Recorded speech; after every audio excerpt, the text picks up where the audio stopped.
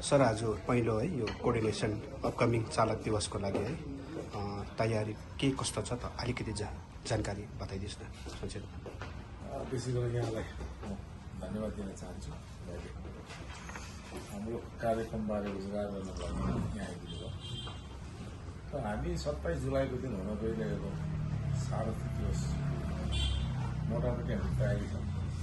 सामान्य मुख्यमन्त्री महोदयको पक्षबाट पनि स्वीकृति भइसकेको छ कि 27 जुलाईमा गर्नुपर्छ भनेर। अनि बर्खाको मौसम भएको कारणले गर्दाखेरि हामी असुविधा हुन्छ होला हामीले मनन केन्द्रमै गरिदिएको। अनि त्यसमा विभिन्न कार्यक्रमहरू, सांस्कृतिक कार्यक्रमहरू जो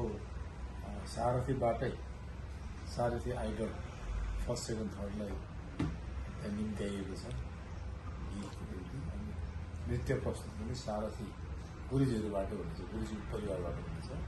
नानीबाट उहाँहरूको श्रीमती कोही छन् अथवा गुरुजीहरू प्योर अब यो सारथीबाटै गर्नुहुन्छ। अनि उहाँहरूलाई सम्मान गर्ने कार्यक्रमहरू एउटा ऐतिहासिक तरिकाले सम्मान गरेको छ।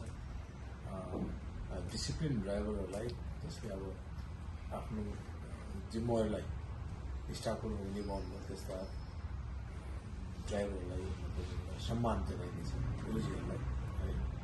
त्यस्तै अरू अचिभमेन्ट जे छ त्यसैले सधैँ चाहिँ अब योपालि 12वटा गाडी गरी खाने गुरुजीहरूलाई चाहिँ सरकारबाट दिने घोषणा गरेको छ। प्रत्येक जिल्लाबाट चाहिँ 2जना गरेर 6 डिस्ट्रिक्टबाट 12 गाडी।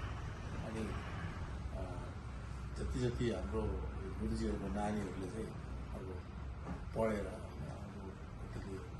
MBBS गर्दैछन्। अहिले लेटेस्टमा हाम्रो पहिलामा लेटेस्टमा इन्जिनियरिङमा उहाँहरूलाई पनि सम्मान गर्ने कार्यक्रम छ। सम्मान गर्ने